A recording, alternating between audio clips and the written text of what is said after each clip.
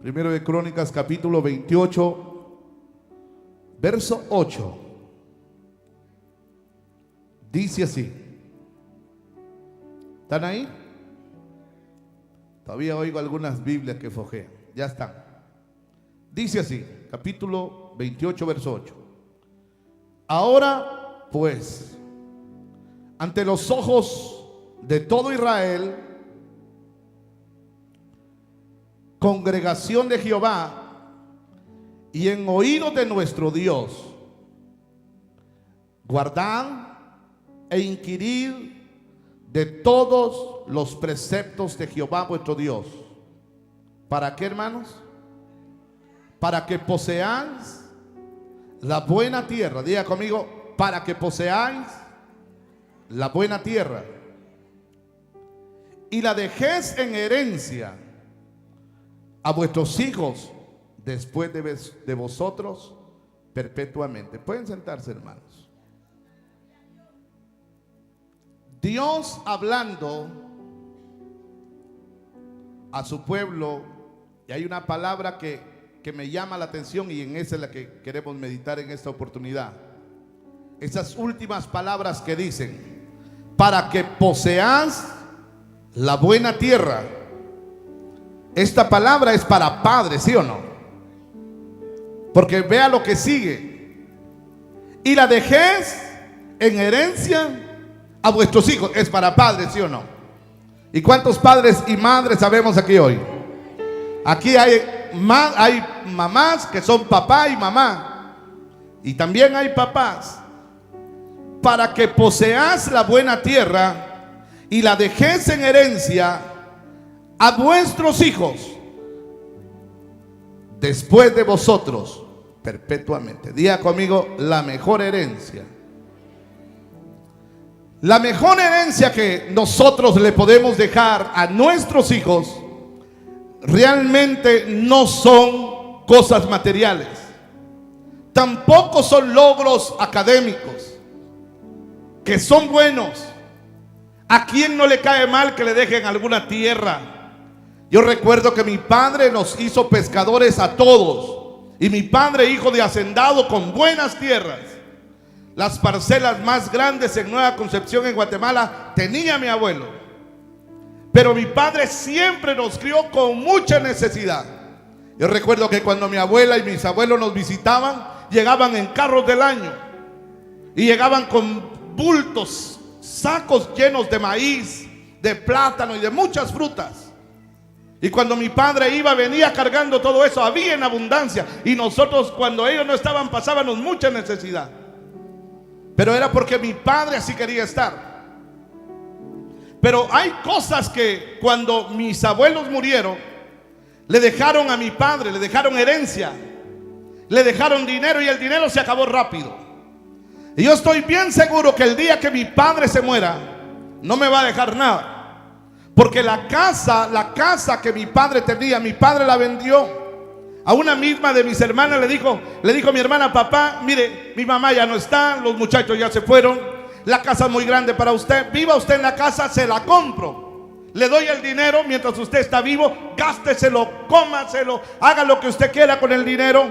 Y después, cuando Dios lo lleve a usted, yo recojo la casa. Mientras usted esté en la casa, no hay problema, nadie va a ir a molestarlo a la casa. Y mi papá le dijo: está bien, y recibió todo el dinero. Ahora, hermanos, yo estoy seguro que mi padre no tiene nada más para dejarnos, pero tengo muchas cosas que sí me dejó mi padre. Le puedo decir buenos principios. La mejor herencia que un padre puede dejarle a un hijo no son logros académicos, son buenos. Es bueno tener una carrera, y es bueno pagar una carrera. Los mejores, la mejor herencia no es algo material, no es una buena cuenta en el banco, no es mucho, no es dinero, no es una buena computadora, no es un buen teléfono. No, eso no es la buena, no es la mejor herencia. No estoy diciendo que no hagan otras cosas, pero no es la mejor. Aquí este pasaje habla de herencia, y es el rey David el que está hablando. Él está dando instrucciones a su hijo Salomón. Él está diciendo a su hijo: Salomón, hijo mío, Él va a hablar en el otro pasaje. Salomón es grande y está a punto de volar con sus propias alas. Pero David viene y le enseña a Salomón las coordenadas en las que él se tiene que manejar. David le va a dar a Salomón algunos consejos que para mí y para usted deben de ser la mejor herencia. Los principios espirituales, esa es la mejor herencia. Esa no te la van a poder quitar. Principios del Señor. Él le empieza a decir a su hijo, y note usted lo que él le va a decir. Y en eso voy a basar lo que voy a hablar. 4 cosas muy sencillas. Lo primero que él le dice, él le va a dar las coordenadas con las que él caminó. Le va a enseñar: con esto caminé yo. Mira, hijo, con esto yo tuve éxito en mi camino. Yo tuve éxito, alcancé buena vejez, y con esto aseguré una eternidad. Amados, esto es algo importante. A mí mi padre yo estoy seguro que no me va a dejar, pero ni un par de zapatos. Pero me ha dejado cosas importantes. Y tal vez aquí hay jóvenes en esta tarde que tienen padres que tal vez también, igual que el mío, viven al día. Tal vez que en algunas ocasiones tienen problemas para pagar la renta y ajustar. Pero te puedo decir algo: si te dan principios de Dios, te están dando la vida. Aunque no te den dinero. Porque yo nunca tuve, por decir así, cosas buenas. No tuve. Pero mi padre me dio principios y me enseñó cosas en su poca sabiduría que él tuvo. Pero él de grande se convirtió al Señor y él trajo los principios a la casa. Y ahí fue donde las cosas cambiaron. Hasta mi mamá, que mi mamá era... Todos podían pensar que se convirtiera el más peor delincuente, pero menos doña Gabriela Navarijo. Y cuando miró el testimonio de mi padre, se convirtió al Señor. Mi padre llevó los principios a la casa. David le va a enseñar a Salomón: yo volé con esto, yo caminé con esto. Fui un joven igual que todos y tuve problemas, pero salí adelante, pero con estos principios. Y yo alcancé buena vejez. Y si me muero, tengo un lugar con el Señor. Eso, amados hermanos, le tenemos que enseñar a los muchachos. Cómo caminar en la vida. Por supuesto, ellos van a crecer. Si quieren lo toman, si quieren lo hacen, y si no, no lo hacen. Pero nosotros tenemos la responsabilidad de darle los principios. Eso es lo que nosotros tenemos, la responsabilidad.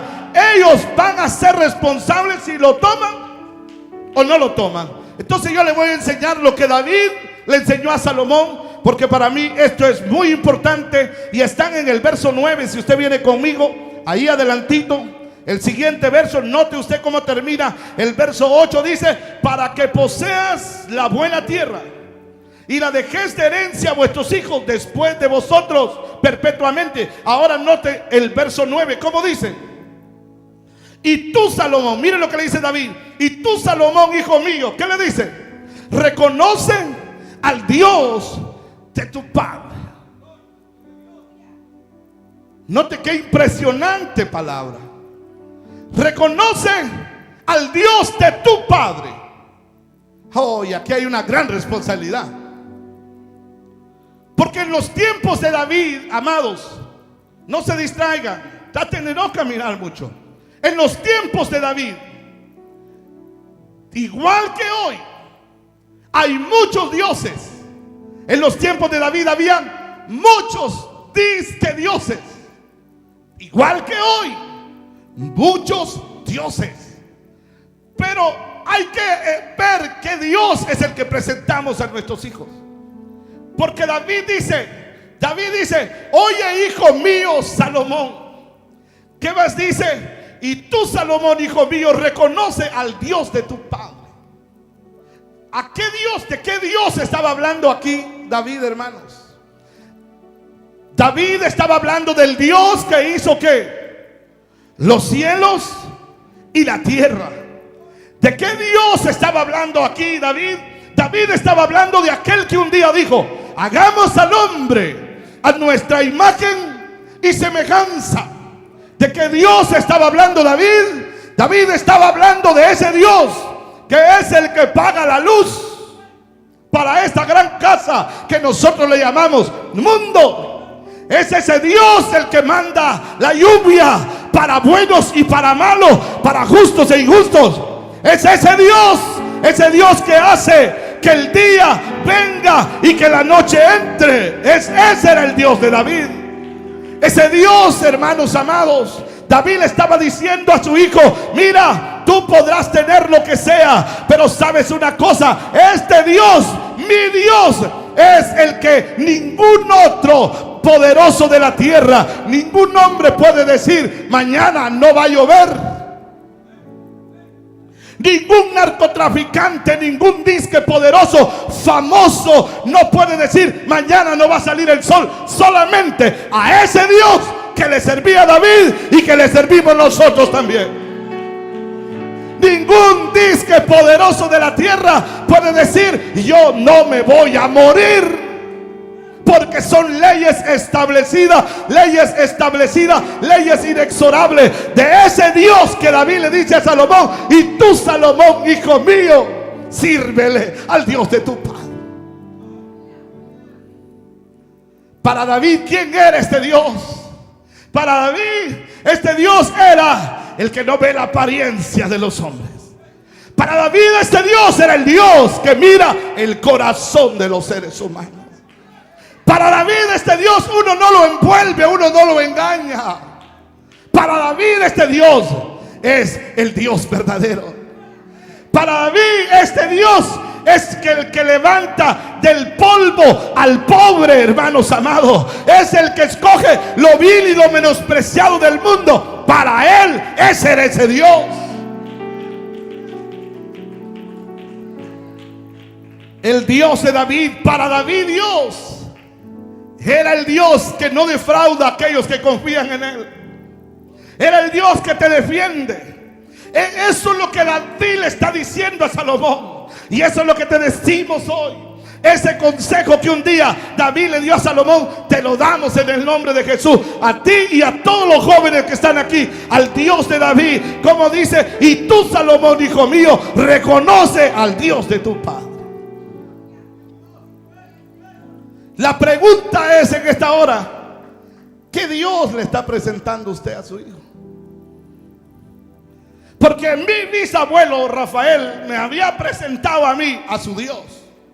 Y mi bisabuelo le había hecho una capilla a su Dios. Mi bisabuelo tenía que sacar a su Dios cargado.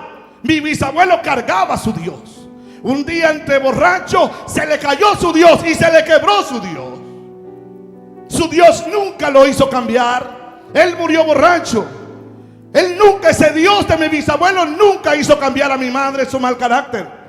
Ese Dios de mi bisabuelo nunca hizo que mi padre dejara de fumarse las 3 cajetillas de cigarro y llegar borracho los domingos.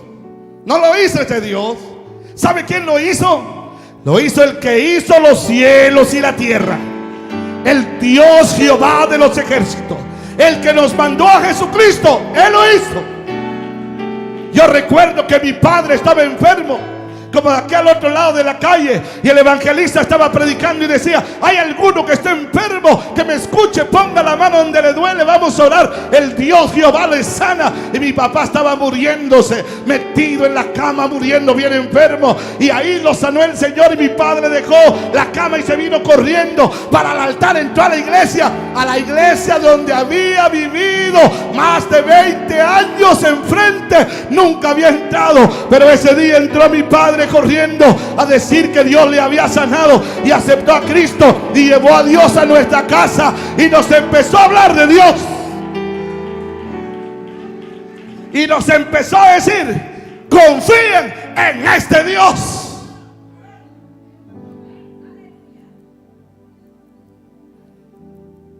Tal vez alguien me va a ver en el internet, porque esto lo van a subir los muchachos, pero en mi pueblo había un hombre que se llamaba Don Güencho Morales, que cada vez que predicaba el pastor Don Pedro Caal, Yo era como un chamaquito de unos 8 años. Cada vez que predicaba, se oía, porque allá ponían los parlantes afuera y todos oíamos el mensaje, aunque no quisiéramos. Y llegaba don Güencho con el machete bien enojado a decir: Pedro Cal. Y ya se imagina usted todo lo que le gritaba. Le decía: no me dejas dormir, yo mañana tengo que ir a trabajar. Y don Pedro Cal decía: un día lo van a ver aquí adorando a Dios. Exactamente, hermanos. Después de un tiempo se le enfermó una hija, don Güencho Morales, y la llevó a un montón de lados. Y un día la llevó a la iglesia para que oraran, porque le dijeran: ese señor era un hombre natural, indígena, humilde, pero un hombre lleno de Dios. Trajeron a la niña y oró por ella, y la niña al instante fue sanada, al instante. Ahí cayó de rodillas él que hacía mandas, él que cargaba siempre, él que todos los domingos estaba dándose golpes de pecho. Ahí conoció al Dios verdadero, a ese que estamos hablando hoy aquí en este lugar. De repente hoy en medio nuestro está alguien que ha puesto su confianza en esos dioses. Yo le digo, esos no son, y tal vez usted equivocadamente ha creído en eso, pero aquí está el Dios verdadero. Se llama Jehová de los ejércitos. Él cambia, Él transforma, Él. La pregunta es: ¿qué Dios le estás presentando a tus hijos? Porque lo que uno dice tiene que estar de acuerdo con lo que haces. Porque ahí es donde falla a veces. Dicen amén. Como dijo: y tú, Salomón, hijo mío, reconoce al Dios de tu padre. Dicen amén. Usted preséntele al Dios suyo. Pero vea lo segundo que dice David. Estoy en el verso 9, solo ahí. ¿Cómo le dicen lo segundo, hermanos? Reconoce al Dios de tu padre. ¿Y qué más le dice? Sírvele. ¿Cómo? Con corazón perfecto. ¿Y con qué más, hermanos? Y con ánimo voluntario. Hay que enseñarle también de que no se trata solo de reconocer al Dios de nuestro Padre, que se trata también de ¿qué, hermanos? De servirle al Dios de nuestro Padre. Y yo sé que aquí la mayoría somos cristianos, y yo tengo que decir esto porque lo traigo acá. Y si no lo digo, ya no puedo sacar lo otro que está más abajo. Entonces lo tengo que sacar. Cuando usted reconoce al Dios de su Padre, que estamos hablando de nuestro Dios, pero usted no le sirve, es como que le dé de comer a un mexicano y no le ponga los jalapeños a la par.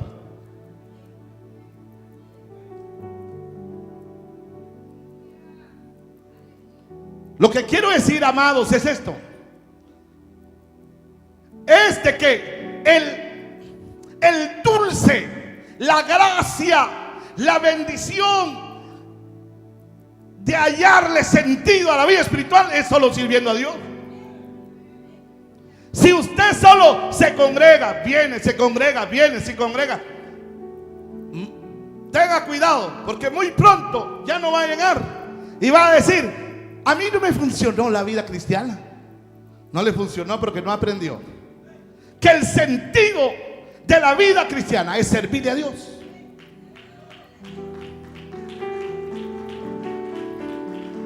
Por ahí tengo a Víctor Villarreal. ¿Dónde está? A ver la mano, no lo veo. Yo le he enseñado a estos muchachos, ellos trabajan en negocios, venden, y yo le digo: ¿querés tener siempre negocio? ¿Querés siempre vender? Tengo algunos que venden carros. ¿Querés siempre vender? Te doy el secreto. ¿Qué? El secreto es levantarte temprano, adorar, servir, adorar a Dios.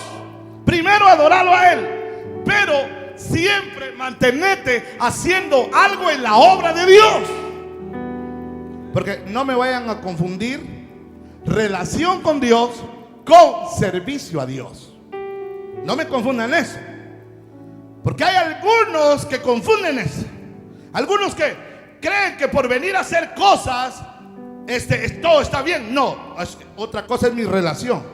Es como una mujer que tiene a su esposo, que lo abraza, tiene buena comunicación y le hace la comida. Están las dos cosas. Pero ¿qué tal si solo le hiciera la comida pero no hay nada de intimidad? No funciona.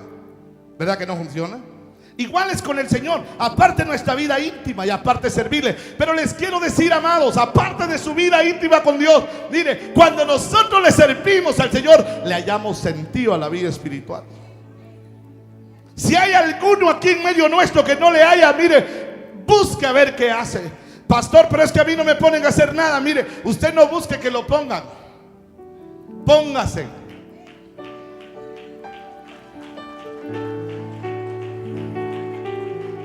Yo les cuento siempre esta historia.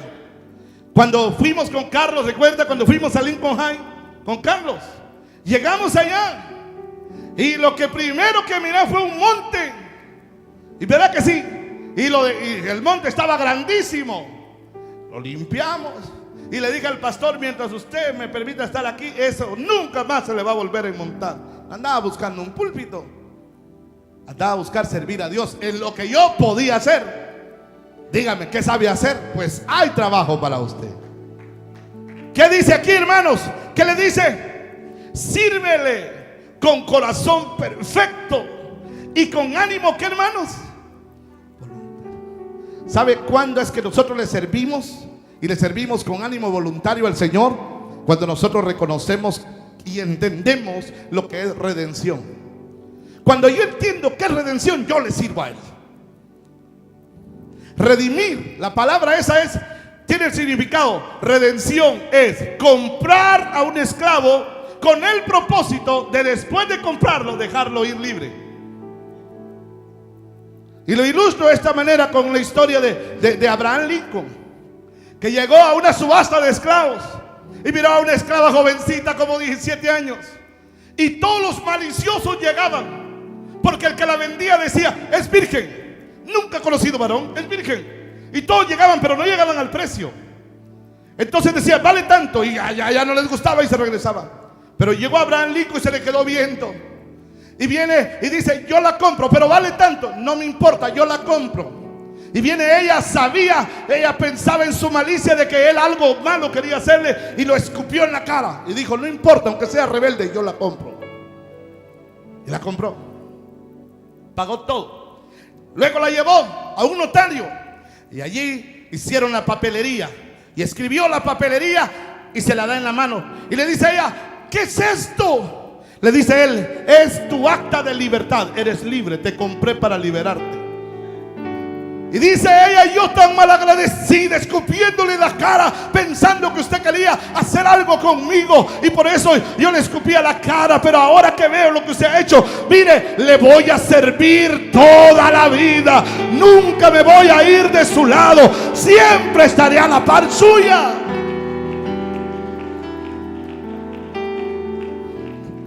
Cuando Pablo dice aprovechando bien el tiempo porque los días son, eso tenía una profundidad cultural. En aquellos tiempos aprovechar el tiempo era lo siguiente: cuando alguien vendía esclavos, los tenían en una cárcel, en una reja que más parecía jaula, de palos gruesos. Los tenían con poca ropa, en lo que es la espalda nada, únicamente poca ropa de la cintura a las piernas, poca ropa. Les daban poca comida, porque no le convenía a un vendedor de esclavos darle mucha comida a los esclavos, porque entonces gastaba más de la cuenta y no sacaba el dinero de ganancia que necesitaba sacar. Entonces le daban comida solo para mantenerlo y que no se muriera de hambre. Y estaban todos en la jaula, bien apretados, no podían dormir, recostados unos sobre otros.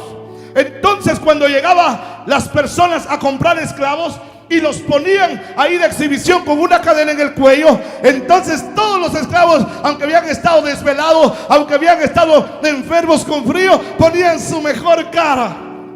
Y pelaban los dientes, porque si le faltaban dientes, ya valía menos dinero. Y pelaban sus dientes y mostraban y se sonreían y se ponían de lado, de manera que miraba que todavía estaban fuertes, y hacían su mejor cara para que alguien los comprara, porque querían salir de ahí.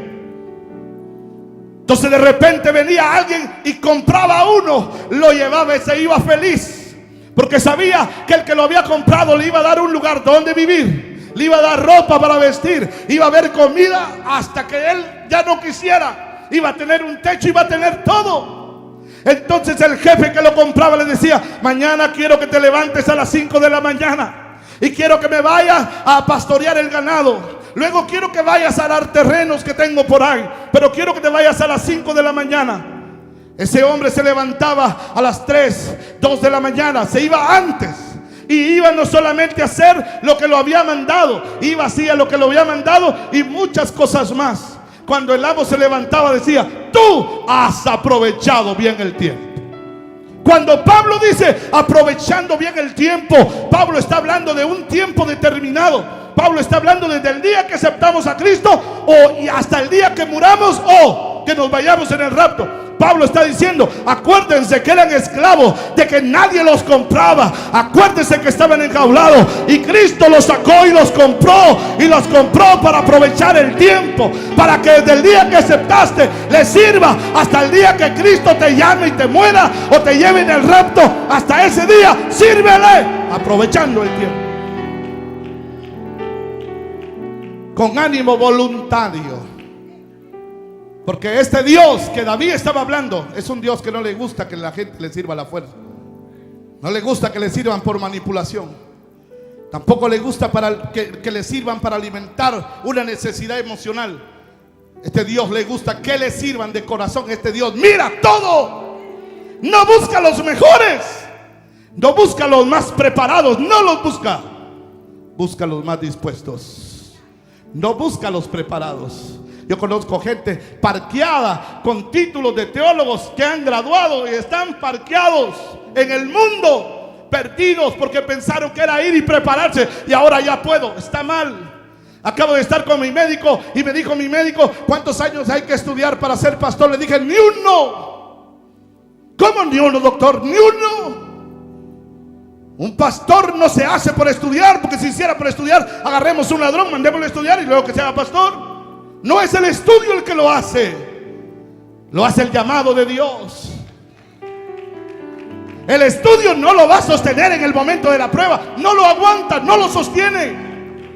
El estudio no lo soporta. Lo único que lo va a sostener es que Dios lo llamó y lo va a sostener. Es lo único, nada más. Aunque sea un ignorante, aunque sea un analfabeta, aunque sepa unos cuantos textos, así es. Sírvele con corazón perfecto y ánimo voluntario, porque Él escudriña aquí.